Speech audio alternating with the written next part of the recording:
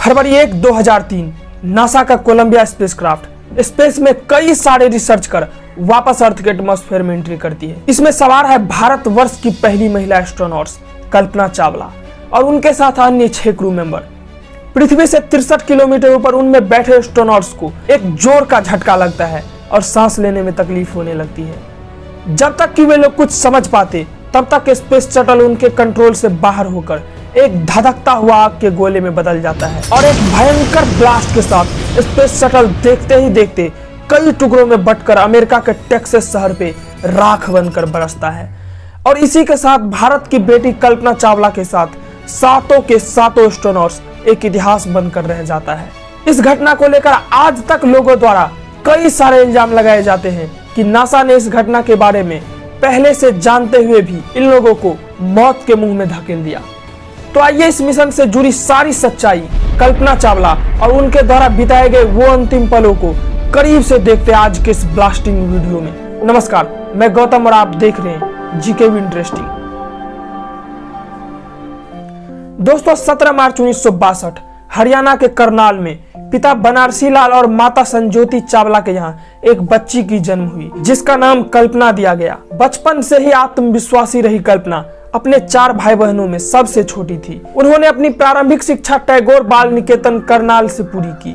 सन 1976 में कल्पना Punjab aeronautical engineering college से aeronautical engineering में बैचलर की डिग्री कंप्लीट की। भारत में बैचलर की डिग्री कंप्लीट करने के बाद वे सन 1980 में अमेरिका चली गई। वहां जाकर उन्होंने यूनिवर्सिटी ऑफ टेक्सास से एरोस्पेस इंजीनियरिंग में मास्टर की डिग्री कंप्लीट की। मास्टर डिग्री के दौरान कल्पना चावला अमेरिकी निवासी जॉन पियरे हैरिसन को अपना दिल दे बैठी और 1983 में वे दोनों शादी कर ली। सन 1988 में उन्होंने कोलोराडो यूनिवर्सिटी से एरोस्पेस इंजीनियरिंग में डॉक्टरेट की डिग्री हासिल की और उसी साल नासा के एम्स रिसर्च सेंटर में काम करना शुरू कर दी। विशेष रूप से उनका काम उड़ान के दौरान एक विमान के चारों ओर बह रही हवा पे नजर बनाए रखना और रिसर्चिंग कंप्यूटर को काम में शामिल करना था। काम के दौरान 1991 में उन्हें अमेरिकन सिटीजनशिप मिल गई और दिसंबर 1994 में नासा के द्वारा उन्हें अंतरिक्ष यात्री के 15वें समूह में शामिल कर ली गई। इस दौरान उन्होंने अपने काम को बखूबी अंजाम दिया। उनकी यही काबिलियत को देखते हुए नासा ने 1996 ईस्वी में उनके पहले स्पेस मिशन के लिए उन्हें विशेषज्ञ और प्राइम रोबोटिक आर्म ऑपरेटर के रूप में नियुक्त कर ली। इस दौरान उनको वो सारी ट्रेनिंग दी गई जिसको स्पेस में जाने से पहले अन्य एस्ट्रोनॉट्स को दी जाती है। आ गया वो पल जिसका उन्हें बेसब्री से इंतजार था।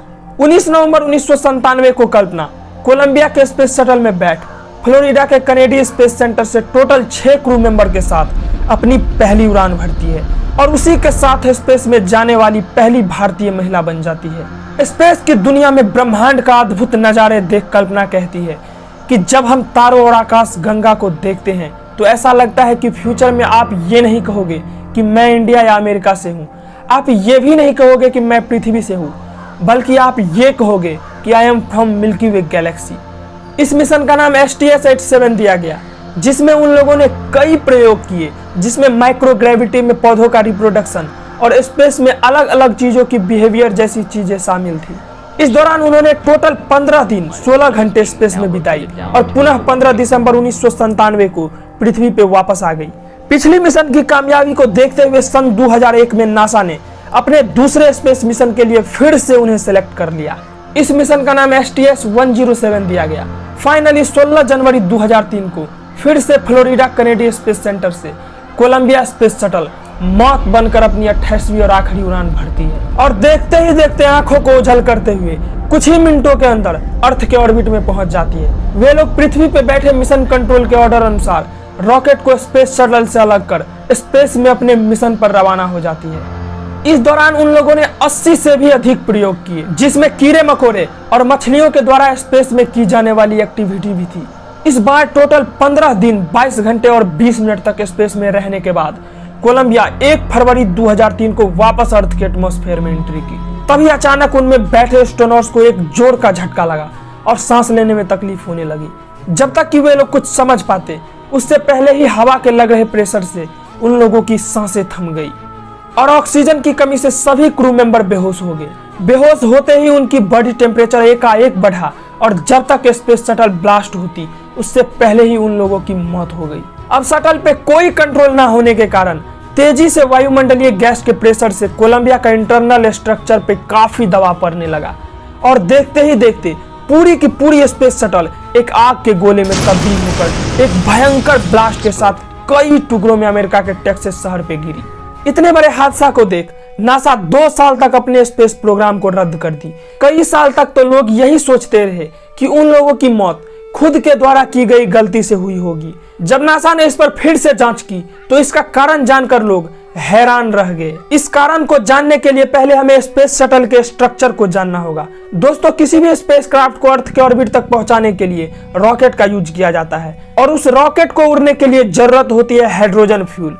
उस फ्यूल को रखने के लिए फ्यूल टैंक को स्पेस शटल से अटैच की जाती है। फ्यूल को हीट से बचाने के लिए फ्यूल टैंक पे इंसुलेशन फोम का लेयर चढ़ाया जाता है। साथ ही स्पेस शटल को हीट से बचाने के लिए कई तरह की कोटिंग मटेरियल का यूज किया जाता है, जिसमें शटल के ऊपरी हिस्से में व्हाइट टेल्स और निचले हिस्से में डार्क टेल्स का यूज किया जाता है, जो कि शटल को लॉन्च और टेक ऑफ के दौरान हीट से बचाती है। जांच के दौरान ये पता चला कि रॉकेट के अलग होते समय फ्यूल टैंक का इंसुलेशन फोम का एक टुकड़ा स्पेस शटल के लेफ्ट विंग से जाके टकरा गई, जिससे वहां लगभग 10 इंच गहरा छेद हो गया, जो कि पृथ्वी पे लौट रहे स्पेस शटल को वायुमंडलीय प्रेशर झेलने में नाकामयाब कर दिया। घटना के 10 साल बाद 2013 में कोलंबिया के प्रोग्राम मैनेजर ने खुलासा किया कि लॉन्च के दौरान नासा के साइंटिस्ट इंसुलेशन फोम को स्पेस शटल से टकराते देख लिया था, पर उन लोगों को बिना बताए मौत के मुंह में धकेल दिया। कुछ साइंटिस्ट बताते हैं कि इस मिशन के पहले भी इस तरह की छोटी टक्कर कई बार हुई थी। ये एक नॉर्मल सी बात थी, चूंकि उड़ने से पहले इस मिशन का डेट टेक्निकल प्रॉब्लम के कारण कई बार पोस्टपोन हो चुका था। इतना प्रॉब्लम के बावजूद फिर भी उन लोगों को स्पेस में भेजा गया। कुछ साइंटिस्ट का यह भी मानना है कि इंसुलेशन फोम को टकराते ही नासा का साइंटिस्ट ये जान चुके थे कि वे लोग अब जिंदा नहीं लौट पाएगा। वे लोग इसलिए भी उन लोगों को ये चीज नहीं बताई कि जिंदगी के आखिरी 15 दिन वे लोग खुशी से बिताए।